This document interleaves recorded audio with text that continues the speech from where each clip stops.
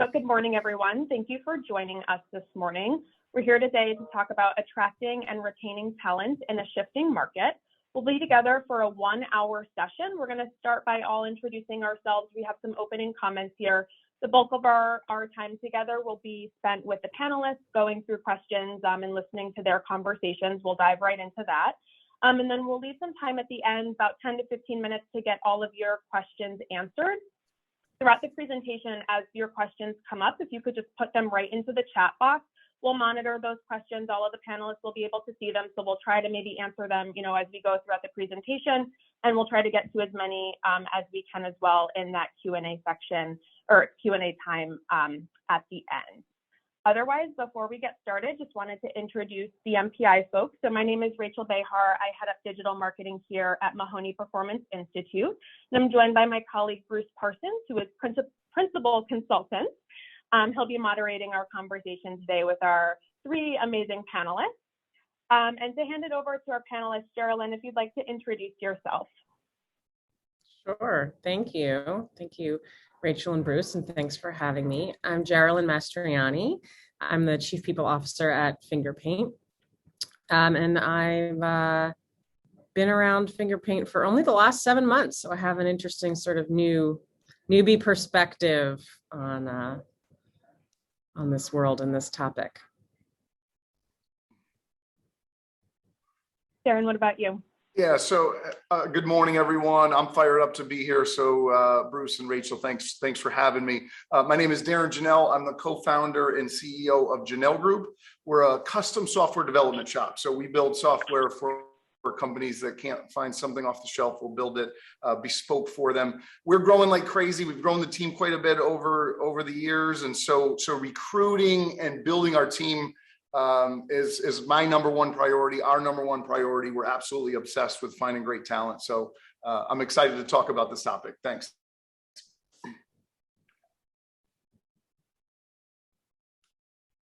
Okay, good morning, everyone. Rachel, Bruce, thanks so much for having me. I'm Katie Decker. I'm the Chief HR Officer at CDPHP. I have responsibility for all of the HR functions, as well as facility operations, security, and kind of all things building operations. So thrilled to be here this morning. I've been with CDPHP for about 8.5 years in a variety of different HR functions.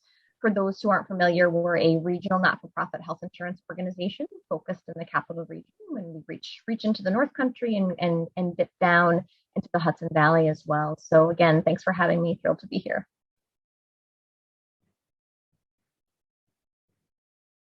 All right, thank you, panelists. We're very, very happy to have you here, and very happy to have everyone who's chosen to join here. We're glad you were inspired to participate in this conversation. So for anyone who isn't familiar with MPI, our why or core purpose is to improve the confidence and competence of the leaders we serve so they and their businesses can thrive. And we choose to do that through 3 core pillars of strategy, culture, and leadership development. But today's webinar and conversation is a result of extraordinary interest expressed to us by our clients in exploring these challenges: attraction, recruiting, hiring, and retaining top talent. So with that said, let's set the stage with some current state situation data. According to a recent study from the National Federation of Independent Businesses, 51% of business owners reported job openings that they could not fill. And in a recent thing I found on a blog online, that means 1 out of every 16 jobs in America is open to be filled. So think about that. 1 out of 16 jobs open to be filled right now.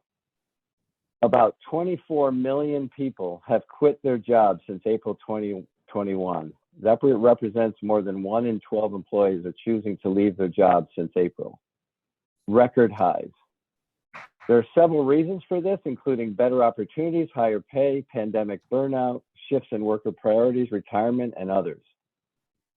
But one other key point what we got from the ADP Research Institute, most workers in the USA can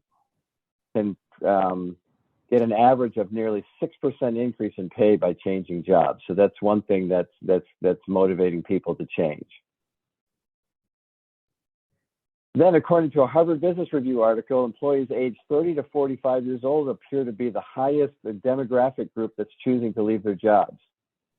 20% more of them have left their jobs this year than last year. And two industries appear to be suffering the most from this quote unquote great resignation we've all heard about. And they are the tech and healthcare industries.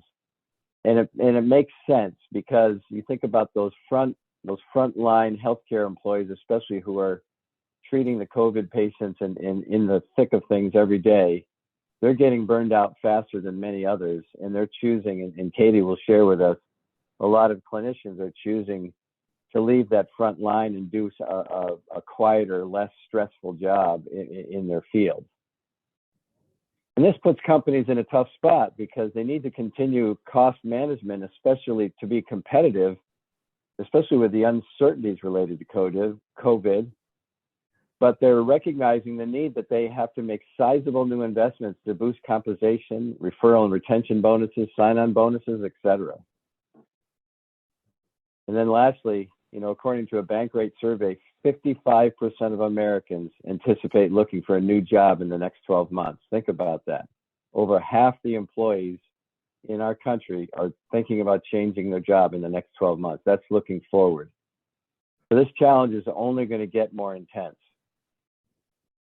And then a Gallup study found that 52% of the employees who choose to leave are saying that their manager or organization could have done something more to prevent them from leaving. These are very strong indicators that companies must make specific and meaningful efforts to build and sustain a culture that inspires people to stay. And our panelists will share their own views on this. So with that, let's move on to our panelists. So our first panelist is Jarelyn Mastriani. She's the Chief People Officer at Fingerpaint. Her company, Fingerpaint, is about $125 million in revenue. They serve Fortune 500 pharma stalwarts as well as next generation biotech upstarts. They have about 600 employees. Their founder, Ed Mitson, founded this company 13 years ago, and he decided from the very beginning to put people first. And he's quoted on their website as saying, every single employee, no matter their function or job level, knows where they stand, what their career path is, and how to get to the next level. They've got a number of awards, a couple of which are Adweek's fastest growing agencies for 2 years in a row. And they've been on the Inc. 500 fastest growing companies list for an incredible 9 years in a row. So Jeralyn's fairly new to Fingerpaint. She started there in April 2021, and she's overseen the hiring of nearly 200 people in the last year, 75% of which were positions to match growth. That's incredible. And they're hiring people to largely work remote, but they're giving them the option to work in the office or both. So Jeralyn, have you been able to attract the top talent you need, or are you relying on recruiters to go out there and find the people you want? Or is it a combination of both? Yeah, so it's certainly a combination of both. I think what's happened amidst all the different challenges that you've articulated, it's been a market like we've really never seen. So we're seeing it's harder to find candidates. Candidates have multiple offers. The compensation asks are just so much more elevated than we've seen in the past. So it's a much more challenging environment overall, certainly to work in. I think what we have going for us, and you touched on this a little bit with Ed and his sort of foundation of people first culture, which I think it can be a bit of a throwaway term. Lots of companies talk about being people first. And one of the things that struck me about Fingerpaint when I was approached by them earlier this year is, what does that really mean, and how does that manifest itself in the culture? And so one of the things that I think has been critical to our ability to be able to attract talent is showing what that means, demonstrating it, really walking the talk on people first. So because we do that, I think we've been able to have a balance of, yes, we'll always use agency partners and recruiters to help us find positions that are particularly difficult to fill or maybe specialist roles.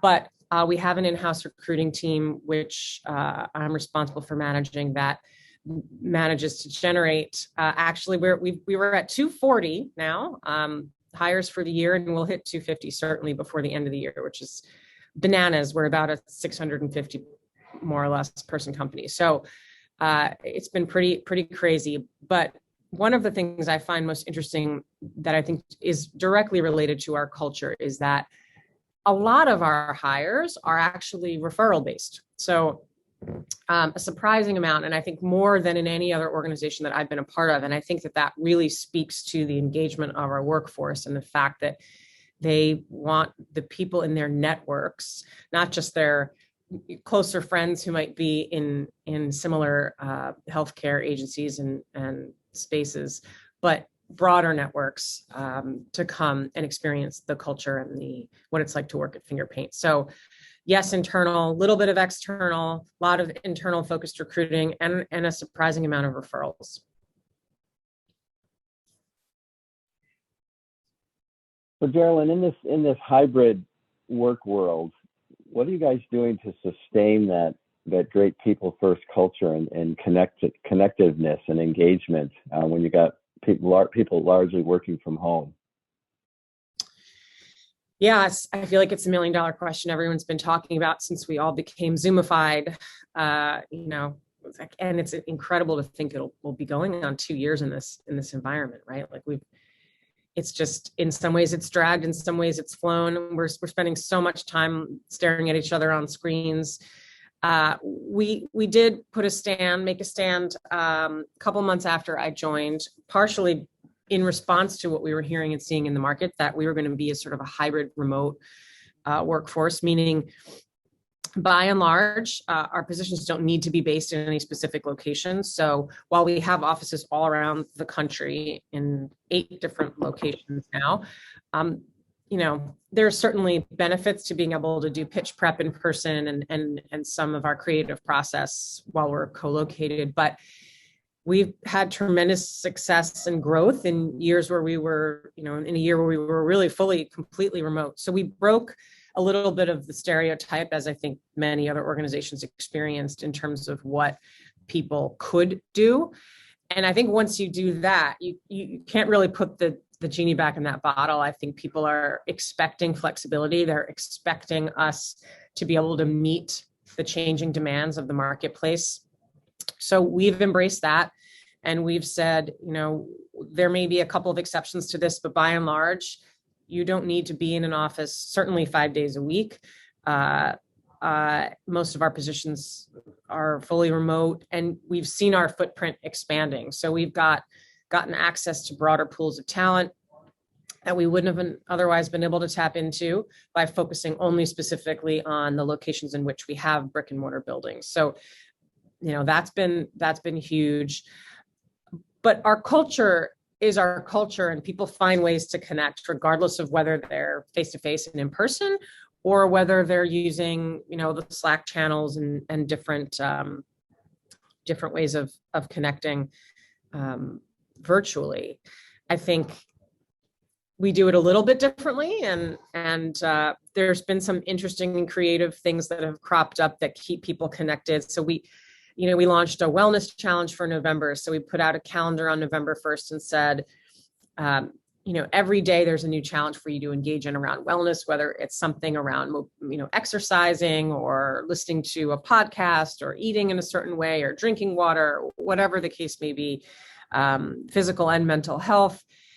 And we created a Slack channel around our November Wellness Challenge and just said, all right, let's see who wants to engage on this topic. And half of our company opted into this channel and is having these dialogues every day about posting their workout results and just different things that keep people engaged and connected. And while they're still doing it on their work computers, they're bringing another element of their lives into the conversation in a way that they weren't necessarily able to when we were all sitting butts in seats 9 to 5 or whatever the hours are in an office. Right. So it's brought us together in different ways, even though we've been apart. Darren, Katie, any thoughts on that? Maintaining that culture in this mixed hybrid environment? Yeah, I think we face a lot of the same challenges that Fingerpaint does. I think one thing, this is something I'm opinionated on. People may disagree. Work from home only works for some people. That happens to be my belief. If you're a star performer, and you can handle that, then you can work from wherever you want. We have a rule at Jahnel Group. If you're a star, you tell me what you need to do, and you can do anything you want. I think where companies are bumping into some trouble is just saying, well, it works so well for these folks, so anyone can work from home. And I think certain roles, maybe it doesn't make sense for, and certain phases of your career. For example, all of our junior people, if you're fresh out of college, this is your first job, and you're young and you need to learn, our policy has been you need to be in the office, right? At 21, this is my opinion, you're not ready to work from home and just be at home in your pajamas, and you're not gonna have those senior people there to learn, from, to be in meetings, to see how people interact, to pick up those tips that you get in the office. So our opinion, our stance at Jahnel Group has been, if you're seasoned, if you're experienced, if you've proven yourself, do whatever you want. If you're younger and junior, you gotta be in the office and get trained up that way. I don't know, Katie, if you guys see it similar or not, but that's been our stance. Yeah, I can jump in, and I would say we're somewhere in the middle of both of you, in that it's not so much about experience or age for us, but it is about the job function and what measures or metrics or training can we provide in a remote basis versus where we can't do that. We have certain roles for us that are embedded in hospitals, embedded in clinical settings. Those obviously have to remain in person. But some of our more entry-level, associate-level roles, our call center positions, they can be full-time remote. We have the technology, we have the tools to train remotely, and we've really built that capacity up over the last 2 years, and have continued to tinker and fine-tune. But we can stay connected, we can measure, we can see, we have quality coaches assigned to each rep that are interacting regularly. So for us, it really depends on the job-specific function.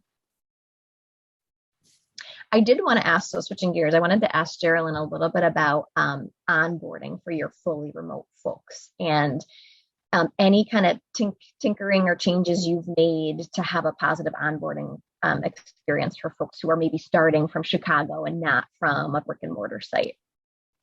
Yeah. Yeah, onboarding, it's if you had said a couple of years ago that you'd hire a third of your workforce in a completely remote way and have to do onboarding totally virtually, everybody would have said you're insane. I got to experience it firsthand. I went through the interview process and hiring and onboarding completely remote, and I was, I think, week 3 into my job before I physically traveled to an office and started to meet people. And given that, saying that and experiencing it, it's fascinating. It can go surprisingly well, I think, if you have the right touch points in place. So we thought about our in-person onboarding experience, and then we figured out what we could make virtual and still be impactful, how you create smaller sort of pods of people who are starting at the same time, and not even formally, but sort of informally, they're all going through, their technology training together, or, they go through all the same steps in the process, and we have these touch points. We have new hire buddies that we use for all of our folks that help them get connected to the business, to their role, and just asking some of those questions that they don't want to necessarily ask, and that they might not have an opportunity to ask at the water cooler because they're not at one anymore. So, it's a balance, I think, between what do you want to make into sort of a video onboarding, right? And then what do you need to keep as alive in person for people to feel that level of connection? So just because we're looking at a screen doesn't mean you want to, make all of your onboarding content completely sort of, on demand and watch this video. I think it gets very impersonal to over-index in that capacity. So we've tried to balance that out and have enough human touch points along the way to counterbalance that. I think one of the biggest things that managers can do is to really be thoughtful about how to make connections for people. So it's one thing to be clear about roles and responsibilities, your job, what the expectations are. Of course, that's important. We have to think more in a virtual world about how do you connect your new hire to different people in the organization. How do you orient them to the way things are structured and set up, and key points of contact for them. And it has to just be more thoughtful and more deliberate. So I think that that's one of the ways that we've thought about it in the new environment. Yeah, I'd like to follow up on that, Jeralyn. So something that we've had success with is, so we're also hiring remotely all over the country, and we're trying to blend in one or two or maybe 3 or 4 in-person connections per year, right? So we've been doing what we call hub trips. So New York City's a hub of ours where we've got about 8 or 9 of our folks live pretty close to the New York City metropolitan area. So we'll take a trip where 4, 5, 6 people from headquarters will go down to Manhattan. We'll get hotels. We'll bring all those folks in. We'll go out for fun dinners. We hosted an awesome mixer event on a rooftop bar and really got after it. We've done that in Boston as well. Next week, actually, or two weeks from now, a team of 10 of us are headed out to Vegas for the Amazon Web Services Conference. And we're kind of rolling out the red carpet for those guys with meals and carrying on and all kinds of silliness. But we found that kind of mixing in 1 or 2 in-person trips where it's really fairly intense, right? You're spending 3-4 days together, eating meals together, hanging out till midnight together. You can really kind of fast forward the relationship and you get a dose of that. And then they go back to the remote setting. They are feeling a little bit more connected. We've got stories to tell. We're laughing, we're telling jokes. There's pictures, social media, and we've had some success with that. So I just wanted to share that. Yeah, absolutely. Yeah, and I really like the buddy idea, Jeralyn. I started my career in the military, and you in the military you move every 3 years pretty much, and when you went to a new duty station, you were assigned a buddy who would help you with anything and everything about the whole transition. It was just very comforting to know I always had somebody that I could go to that was out of my chain of command, that I felt very comfortable asking questions to. And it could be personal stuff, it could be business stuff, just getting to know. It accelerated getting to know the new stuff. So I really like that experience, and I encourage many of you to think about that idea in onboarding, especially with the remote, is assign them a buddy who can be there for them almost 24/7. All right, good. So let's go on to Darren Janelle. So Darren works for the Jahnel Group. He's a co-founder and CEO. And on their website, they call themselves a people company that happens to build software. I love that quote. They're 100% onshore with about 115 people, 34 new hires in 2020, 75% of which are in Schenectady, in a wonderful new building on State Street. I've been there, it's beautiful. And there are restaurant offices in Dallas, New York City, and Atlanta. So what they've also stated on their website is their mission is to provide the absolute best environment for software creators to pursue their passion by connecting them with great clients while doing meaningful work. So that says a lot about Jahnel. They're 4 years in a row. They've been Times Union top workplaces, 4 years in a row on the Inc. 5000 fastest growing companies list, and 3 years in a row on the Albany Business Review best places to work. So Darren, in our prep for this, you shared with us some incredible pipeline statistics with us. And could you please share those with our audience, because they are really incredible. Yeah. Thanks, Bruce. So, as I said before, we are obsessed with building our team and finding the right folks to add to our family here. And, when we started the company, my brother and I come from a sports background, and we just said simply, like, if we were building a college football program, how would we do it? We need the best players, right? I just want the best players on my team with the right character, the right values, and the right talent, right? And how do you do that? You recruit like crazy, right? It's a numbers game. How many kids are you going to go see? How many meetings are you going to have with families? How many of the top players are you going to go out and recruit, right? And so we kind of took that same super simple model of let's go find the best people and add them to our team. And so for us, it's a numbers game, right? And so in 2021, these numbers might sound a little bit crazy, but we've got a team of folks that are doing this. We're going to vet 130 to 140,000 profiles. So that's just like quick LinkedIn searches, resumes, people who apply, right? So that's quick. But we're going to interview 1,300 to 1,500 of them, right? So it's a pretty big funnel coming down. And of those 1,300 to 1,500, we're going to hire about 40 to 50. So if you think about a funnel that starts with that many folks in it and gets narrowed down, and then our interview process is about an 8-step process. You know, the people coming out of the bottom of that funnel are world class. Like, I'll put our team up against anyone. I don't care. I'm so proud of our team and the talent that we have. And so that funnel and that effort is really our number one priority, Bruce. Yeah, that's a significant investment, right? So when you moved into that mode of those kind of numbers, right? You clearly looked at what was that going to cost me, and I would imagine you balanced that off against the cost of losing employees. And were your estimates pretty close to what you're actually seeing, and what the cost to get an employee versus losing one? Yeah, absolutely. For us in our business model, again, probably very similar to Fingerpaint in a lot of ways. They're doing marketing stuff. We're building software, right? Ultimately, we're selling our time for money. Getting the right resource in, a star software creator, they can be profitable. Everyone in the world wants access to them. So if we get the right person in, that ROI is there quickly, right? So yeah, it was easy to do that calculation, and it's something that's paying off in spades for us.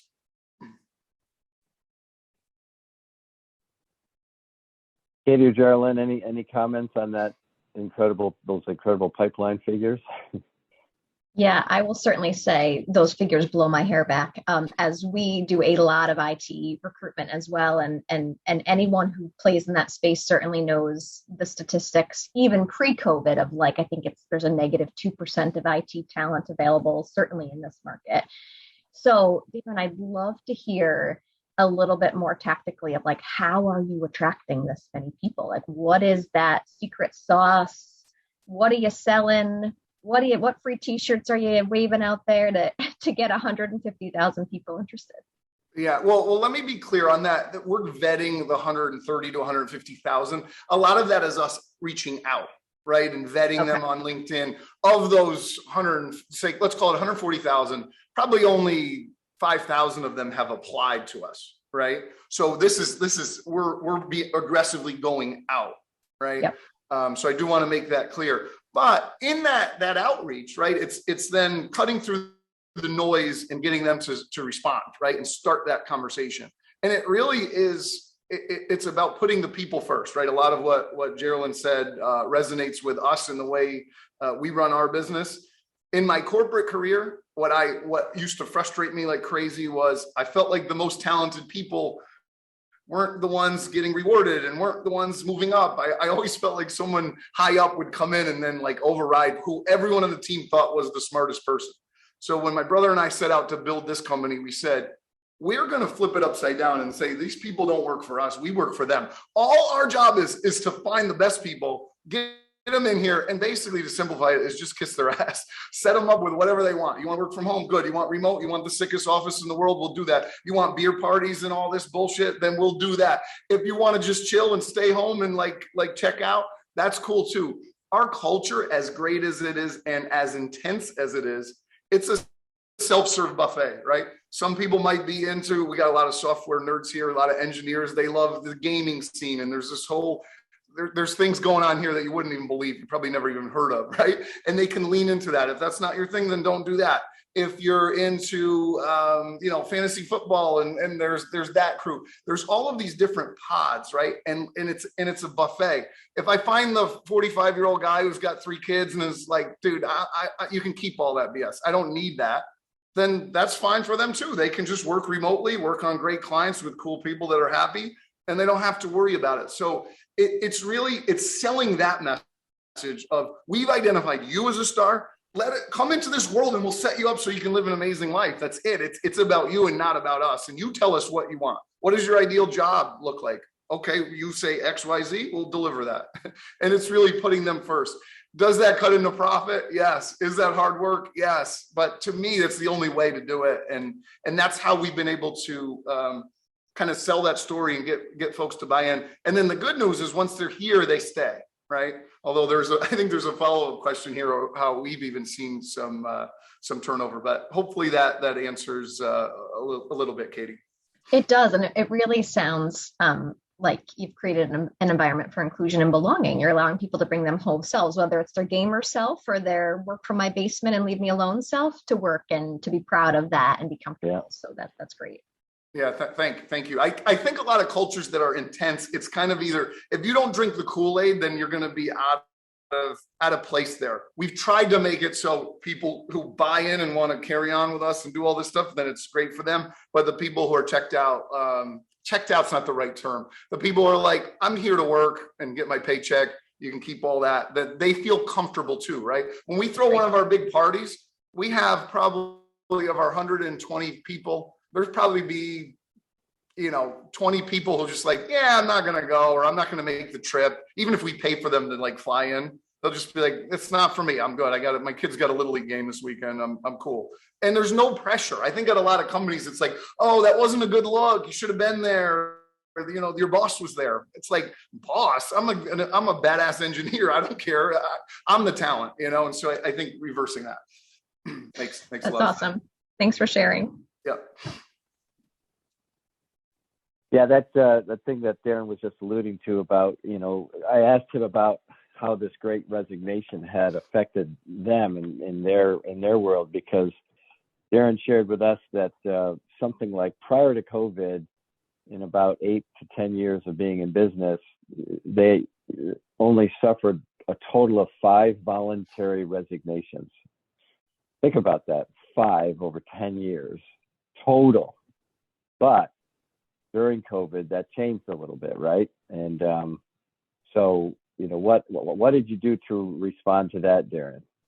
Yeah, so this has been a rude awakening this year, right? Like Bruce said, 5 for 10 years, and then this year, I think 11 people have voluntarily left, right? And that's just, for a guy like me, like, you should see me. I literally cry over it. I've shed tears over this. I'm like, oh, you don't love us anymore? Like, how could this possibly be, right? And so that was really tough for us to deal with. If you look at those departures, a few of them, let's say 4 of them, are just young folks that we brought into our program, trained them up. They're absolute beasts. They got to a level where, to be honest, they got recruited away by Amazon, making like buku bucks. And for us, it was a celebration for them. You came in, we provided an environment where you could fast forward your career. They were going to be successful no matter what, because they were stars. But I like to think that we helped them get there a little faster. And now they're 26-year-old kids making $250,000. It's like, I'm going to celebrate that, right? And say, congratulations, you got there. So that was kind of cool, even though it was sad, right? Then we've got maybe the rest of them, sometimes it's a remote person who truly isn't engaged and didn't buy into all of the Jahnel group hype and what's going on there, right? Maybe some senior engineer who's, again, he's got a family, he's never been to the office, even though we tried to welcome him in, he was like, yeah, I'm cool. And he gets an offer for, a $30,000 raise. He's going to jump and take that. And so of the folks that left, right, again, there was those 4 superstars who were like top performers here, but they just got job offers they couldn't refuse. I think the other ones were folks that really weren't engaged and kind of in the culture and kind of everything that's going on here. So it wasn't a crazy surprise, although, the number of 11 people in 1 year, I could shed a tear right here on the call. So yeah, and now to respond to that, Bruce, which was really the question, is we're going through and having one-on-ones, deep, in-depth one-on-ones with every single one of our people, right? We've got a team of folks connecting with these people, and really just saying, look, you don't have to worry. If you're looking for a job, you can tell us, because we want you and we're going to re-recruit you, right?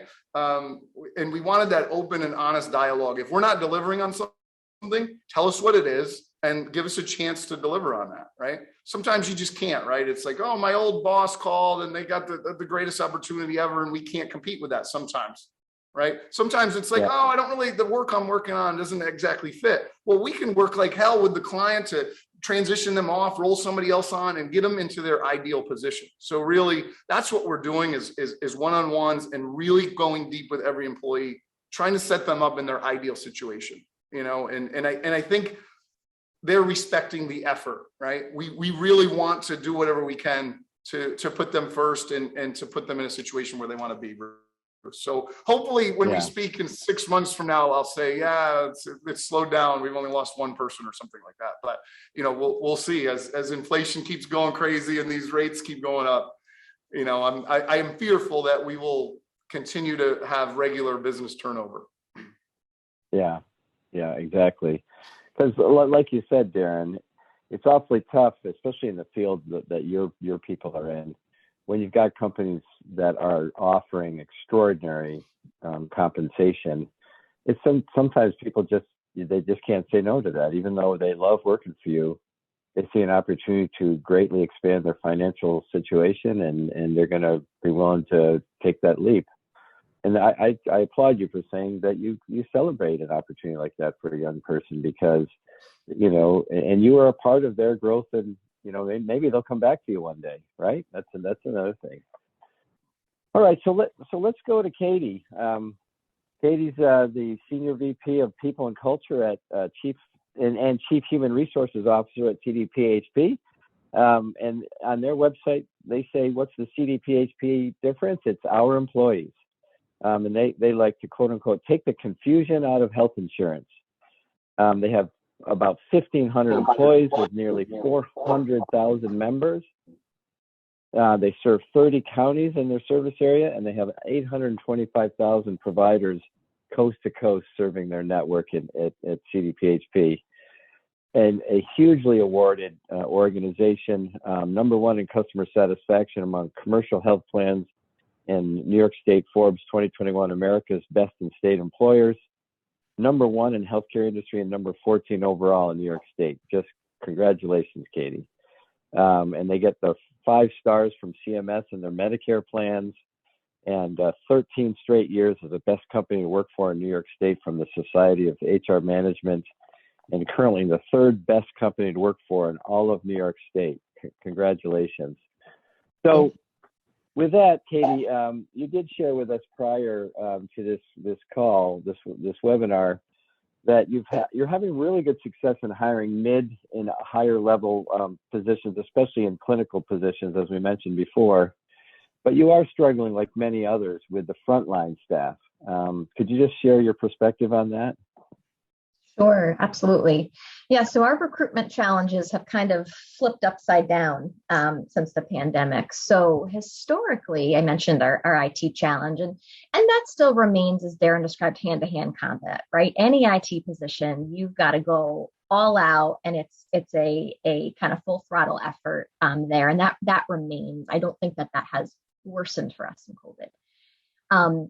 Pre-COVID, you know, we definitely struggled at times to fill some of our more clinical-based positions, whether it's a behavioral health caseworker, whether it's something in the pharmacy space, and certainly in the RN field, of which we have many RNs working for us, because we often had talent who was struggling of if they were ready to get out of clinical care, if they were ready to leave the bedside, right? Because so many people that go into that field, they do it because they want that live touch of an interaction, you know, with a patient, with a member. And so historically that had been, you know, a bit of a challenge for us. And with COVID, and Bruce, you touched on this very eloquently in the beginning, you know, folks who maybe were on the fence were ready to make a move after this, just the sheer volume and burnout and stress of COVID. And so we've now had great success in attracting RNs and folks from the BH space, because they're ready for a change of scenery. They're ready for a little bit of a different pace. And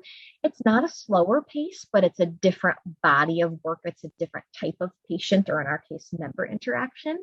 And so we've been thrilled by kind of the pipeline opening up there. Certainly, certainly though, as you described in terms of our provider connections in this community, working hard to make sure our providers, both hospitals, primary care physicians, are supported in their employment and employer needs in the community as well. So that has gone well. But us, like the rest of the world, we do a lot of entry level or associate level hiring, both at CDPHP proper and at some of our affiliate organizations. We own a medical billing and coding company where we hire a lot of billers in Clifton Park, and we have a couple of other smaller entities as well. And the entry level world is a new world. And I'm stating the obvious. You can't drive down the street. You can't go into a store without seeing help wanted in that space. And it's just the competition has completely shifted. And we're seeing, as I'm sure you all are, really wonky stuff in terms of, we make an all out effort on the recruitment front, the offers accepted, and maybe the person just doesn't show up. Maybe they come in and they get their computer, or we ship them their computer, and then they don't sign on the first day, or they're calling in the second day and they're not continuing to show up because they have so many very competitive opportunities. And they now can do Uber Eats or work for Instacart and make $18, $20 per hour, make up their own schedule, and kind of come and go as they please. So the thought of being to some degree tethered to a phone as a customer service representative is far less attractive, even though it's for this awesome organization. So we've had to get very creative there, and we're continuing to kind of fine tune that process. But I'm sure it's a common experience for many on this call. How are you trying to appeal, Katie, to that audience where it's very competitive? How are you trying to differentiate yourself from other companies that are trying to lure them? Yeah, so we have tinkered a bit with our compensation. We have tinkered and elevated our starting rate. We actually did go back to most recently doing some in-person on-site interviews where applicable for that entry-level population to make sure that the candidate truly is interested and has some skin in the game, and they don't just have to turn on their computer from their couch, right? They have to be interested enough to make the drive into the building, which again, for us, we do have that brick and mortar location in Albany, and so we are able to facilitate that. And most of our entry level hiring is still happening locally. So that has helped a little bit to make sure folks really are committed and really are invested. And then we're spending much more time up front on explaining our mission and our values and our culture. Many historically know it from living in this region. We have a ton of referrals, as I see you've noted on the slide, and that continues to be a major source for us. But making sure up front we're spending the time, not just interviewing, but really explaining our culture and the journey that we've been on as an organization, so folks understand the upward trajectory for them here, the vast number of opportunities within all of our family of companies. And so that time investment, and again, getting them to have some skin in the game, I think has helped us kind of move the needle a little bit, but we're still fine tuning it for sure. Yeah. And I think for many in our audience who are looking for this, entry level position or level of employee, it's really a challenge, and we've seen lots of data that says the companies like the Jahnel group, who's hiring maybe technical people at higher pay scales, but when you feel like desperate to fill positions because they've been open for so long and the people currently working are struggling because they're trying to do more with fewer people, some people tend to lower their standards because they just need a body in the door, right? And so that often feels like the right thing to do, but usually it's not, right? And it's hard to be really picky and selective when you really need the person in the role. But there's lots of data that shows that when you are very selective and make sure you pick the right people, it pays off in the long run. It's just hard to communicate that with your people who are working for you now and desperately need help. That's kind of the dilemma I think many organizations are facing today for this frontline employees who have an abundance of opportunity today. So Rachel, any questions out there from our audience? Yeah, so there's one question about turnover. So someone said, we're experiencing higher than normal turnover rates. Any thoughts on how to keep morale for the people who are staying? It's clear that that turnover is affecting them. Well, I can jump in on that one, Rachel. As I mentioned, right prior to this year, our turnover was ridiculously low, and it's still very low, but we're starting to experience it a little bit.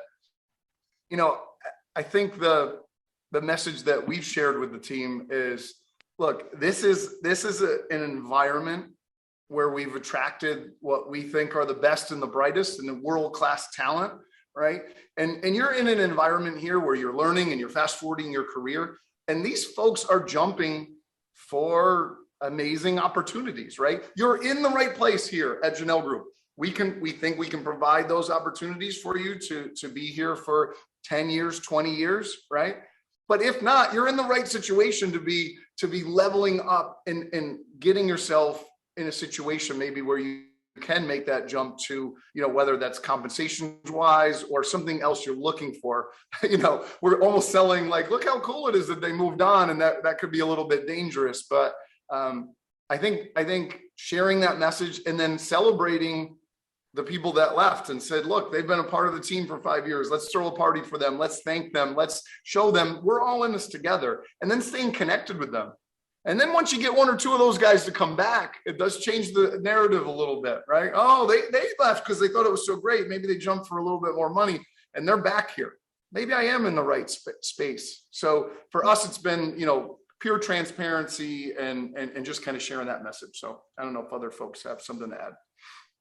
I can certainly echo the rehire sentiment. I mean, there's nothing better when I think every month in our new hire orientation, we've got at least one rehire, and there's no better salesperson, right? To say that, hey, 30 new hires, I left and I'm back, because the grass is not greener. And so to use your words, Darren, to celebrate that and to highlight that and to let that rehire share their story, I think that's super powerful.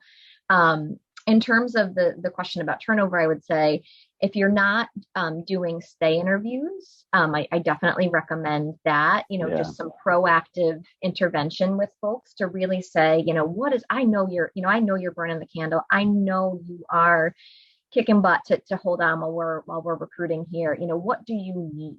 And oftentimes just that act alone is so incredibly powerful. Also 100% stating the obvious, but just full out transparent communication.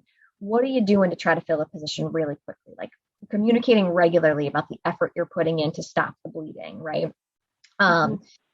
Just regular communication from leadership about what's going on in the organization. And I think that has been, a real silver lining from COVID, of like, many of us didn't live in this Zoom Teams world prior, right? And it was like, well, we got to aggregate, our team of 1,500 people together in the cafeteria, and it was a production.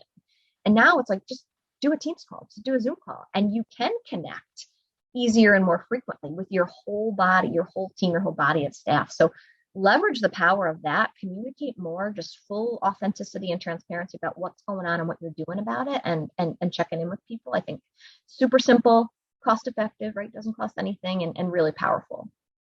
Yeah, I would echo that.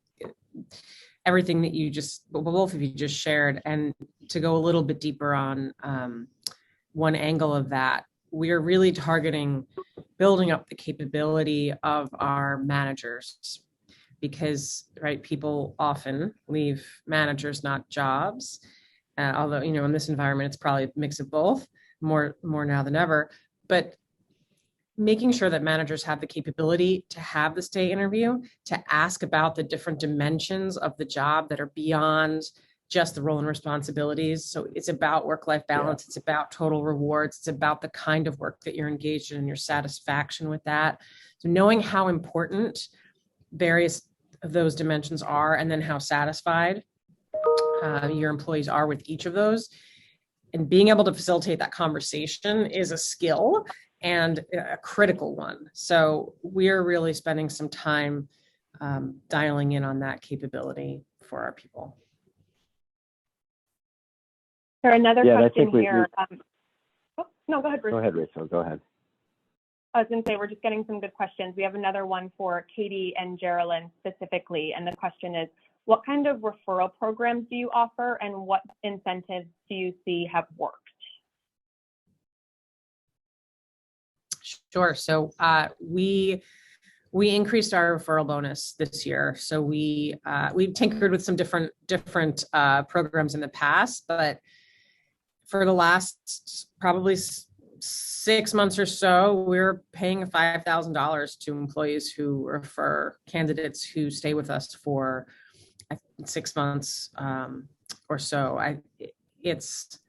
We don't have tiers. I know, we played in the past with more amounts for different levels, and we're just flat out paying that money back into our employees' pockets. And while we've paid out, I mentioned we have a lot of employee referrals, and we've paid out quite a bit of money this year to our employees.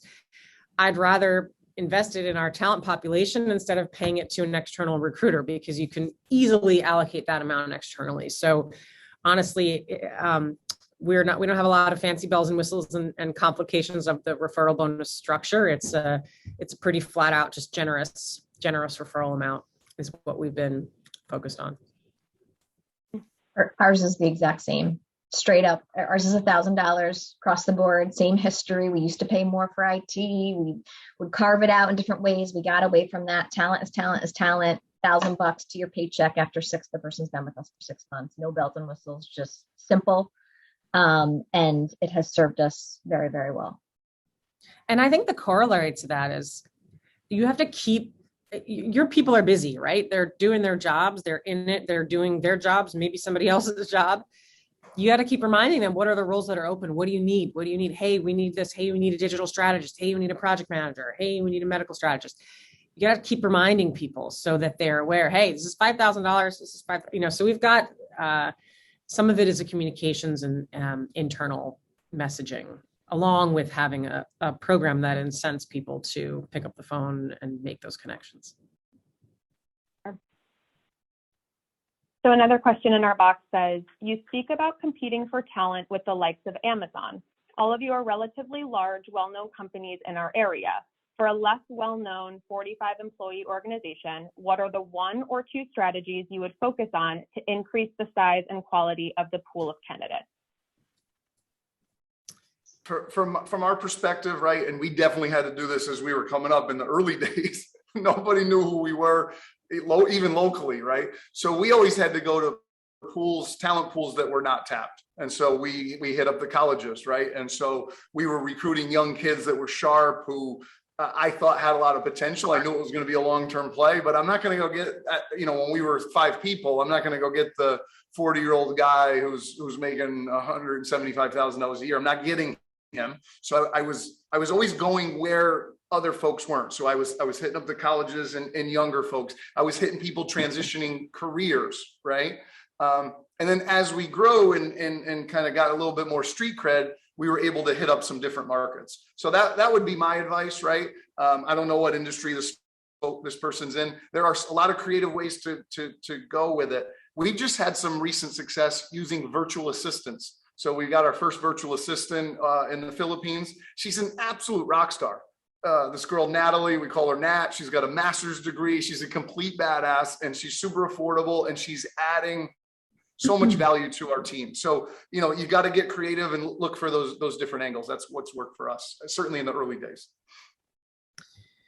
I think that's great advice. I would add to, you're not Amazon, right?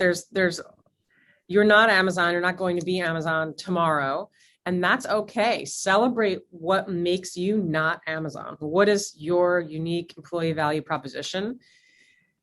And focus on that and really be all in on that messaging, because if you're passionate about that and you articulate your values and what's special about your company, the candidates will see that and want to be there. There's a lot of people who have no interest in working for those, large organizations, however successful they might be. So I would just lean into your core values and your employee value proposition and what makes you special, and focus there. That would be my advice.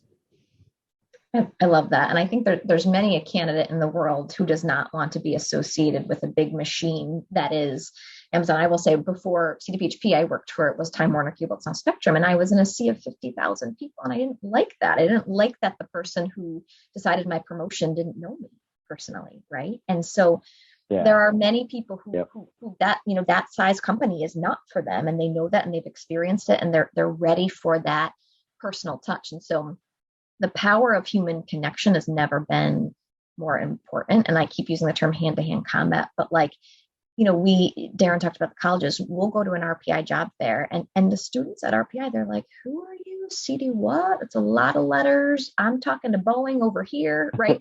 And so we have to, here is who we are, right? And make that connection. And if they like you know, the hiring manager, the recruiter, whomever they're talking to, and if they like what you're saying, they connect to it, like that's how you seal the deal. So that having that personalized one-on-one time, I think is so important in making those connections.